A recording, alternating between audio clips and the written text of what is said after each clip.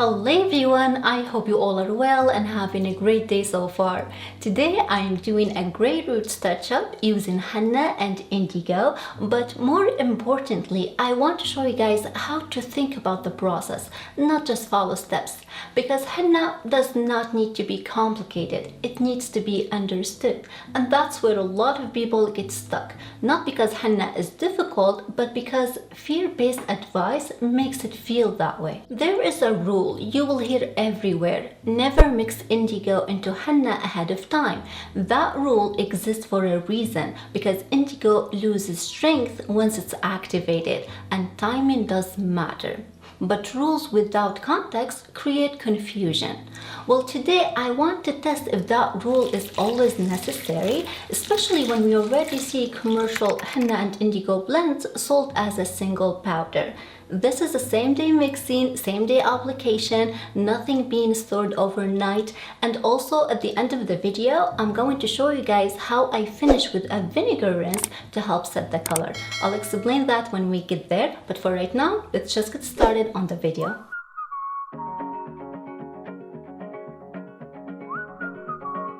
Since today I'm working on grey roots and I want a one-step process, color really matters to me. Henna on its own turns white hair orange, which is not the goal. So I need indigo in the mix to deepen the color and control the final tone. So for this blend, I'm using 70 grams of henna and 130 grams of indigo. This gives me a mix that's roughly 65% indigo and 35% henna, which is where I get a good coverage on my grey without the harsh orange warmth. One thing I want to stress here is make sure your henna and indigo are fresh. Don't reach for something old or expired, because if the powders aren't active, you're wasting your time. Trust me on that. And now for additives, I'm keeping it very simple. I'm just going to add 20 grams of red clay to enhance more red undertones, and 10 grams of aloe vera powder for moisture and scalp comfort. I mix all of the dry powders together thoroughly first, and then I start adding my liquid.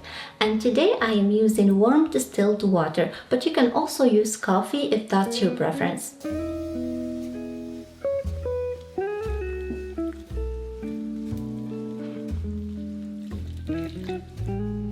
You just want to add the water and mix until you reach a smooth yogurt-like consistency, not too runny and not stiff. But once I'm happy with the texture, I cover the bowl and I let it sit for just a couple of hours. This gives the henna enough time to activate without letting the indigo lose strength. That balance is very important. While we wait for the dye to release, let me show you guys my hair. So this is my starting point. I have some natural grey regrowth that will take care of today, and the previously hennaed hair is still in decent shape, but it could definitely use a light refresh. I always like to show you guys the hair before, because results only make sense when you know exactly what you are starting with. It's been about 2 hours, so let's check the dye. You will notice this darker, slightly metallic looking layer on the surface. That's a sign the dye has released. This does not mean the mix is getting stronger over time. It simply means the henna and indigo has fully activated. And at this point, I'm just going to mix everything together thoroughly, making sure the color is fully uniform from top to bottom.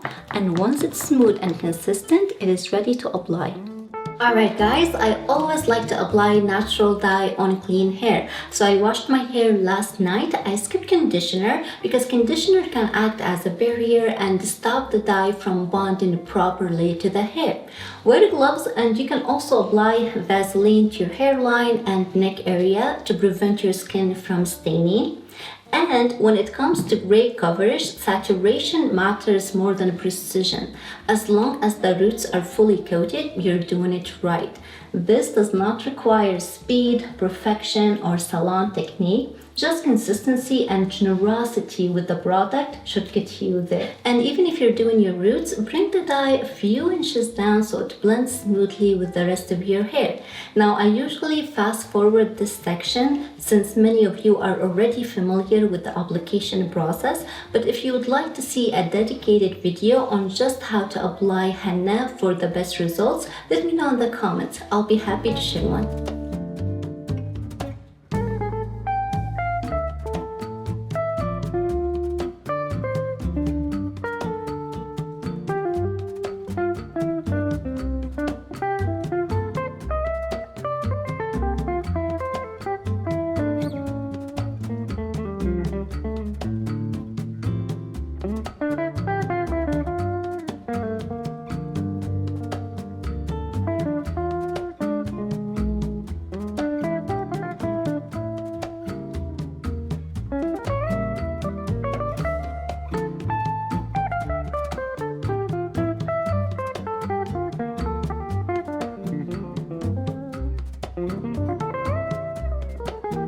Alright, we are halfway through and things are getting crazy around here. I know, I am not that neat when it comes to applying henna, but I just brought the side down right now and I'm going to use my fingertips to massage the dye really well, make sure all those gray are fully coated, and then I'm going to put it up and start working on the other half.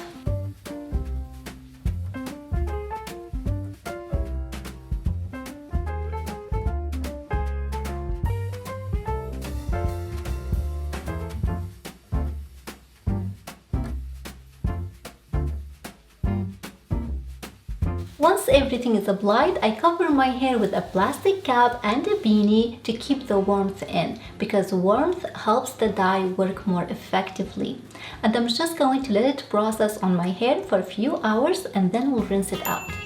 I left the dye on my hair for about 4 hours. When it's time to rinse, I use water only, just barely room temperature, no hot water, because heat can lift the cuticle and wash out more color than necessary.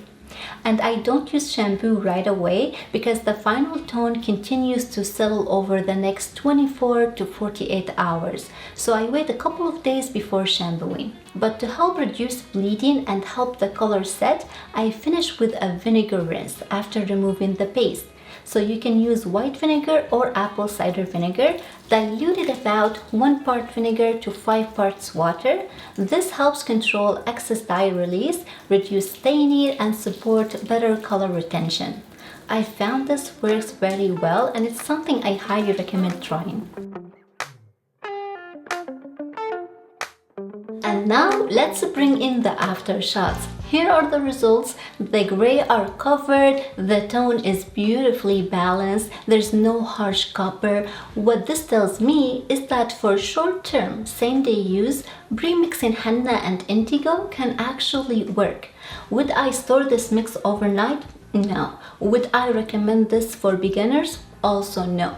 But for my monthly root touch-ups, this has become my go-to routine. Simplifying the process has helped me stay more consistent because I can mix everything at once, finish the application the same day, and avoid unnecessary steps. Today's blend was 65% indigo, 35% henna, and I got this beautiful brownish chestnut color, but you can also adjust the ratio based on your goal. You can add more indigo for darker result, or you can add more henna if you prefer a warmer red-orange undertone. Henna works best when you stop treating it like a mystery and start treating it like a system. Learn the rules, then learn when they matter.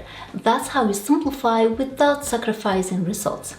If this video helped you feel more confident and less overwhelmed, then it did exactly what it was meant to do. If you enjoyed this video, please leave it a thumbs up. Consider subscribing to my channel before you leave. Thank you guys so much for watching, and I'll see you in the next one. Bye!